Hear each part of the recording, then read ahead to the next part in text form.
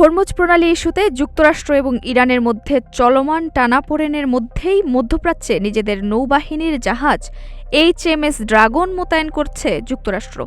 ইতোমধ্যে সাইপ্রাসের কাছে ভূমধ্যসাগর থেকে মধ্যপ্রাচ্যের উদ্দেশ্যে রওনা হওয়ার প্রস্তুতি শুরু করেছে HMS ড্রাগন। HMS ড্রাগন একটি টাইপ 45 ডেস্ট্রয়ার যুদ্ধজাহাজ। সোমবার এক বিবৃতিতে যুক্তরাজ্যের প্রতিরক্ষা মন্ত্রণালয়ের পক্ষ থেকে বলা হয়েছে, আন্তর্জাতিক বাণিজ্য জলপথ হরমুজ প্রণালীতে বাণিজ্যিক জাহাজ চলাচল নিরাপদ রাখতে যে বহুজাতিক অভিযান শুরু করার পরিকল্পনা নিয়েছে যুক্তরাজ্য এবং ফ্রান্স, সেই পরিকল্পনার অংশ হিসেবে মোতায়েন করা হচ্ছে এই যুদ্ধজাহাজ। যুক্তরাজ্যের প্রধানমন্ত্রী এবং ফ্রান্সের প্রেসিডেন্ট উভয়ের ঐকমত্যের ভিত্তিতেই প্রস্তাবিত এই অভিযান চালানোর সিদ্ধান্ত নেওয়া হয়েছে। উল্লেখ্য, ১৬৭ কিলোমিটার দীর্ঘ হরমুজ প্রণালী খুবই গুরুত্বপূর্ণ একটি বাণিজ্যিক জলপথ।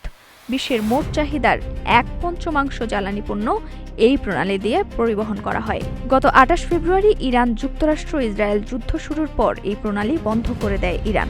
তারপর ১২ এপ্রিল হরমুজ ও ইরান বন্দরগুলোতে অবরোধ জারি করে দেয় যুক্তরাষ্ট্র। উভয় দেশের পাল্টাপাল্টি অবরোধের কারণে প্রণালী এখনও বন্ধ আছে। নুসরাত জাহান জেরিন, নাগরিক প্রতিদিন।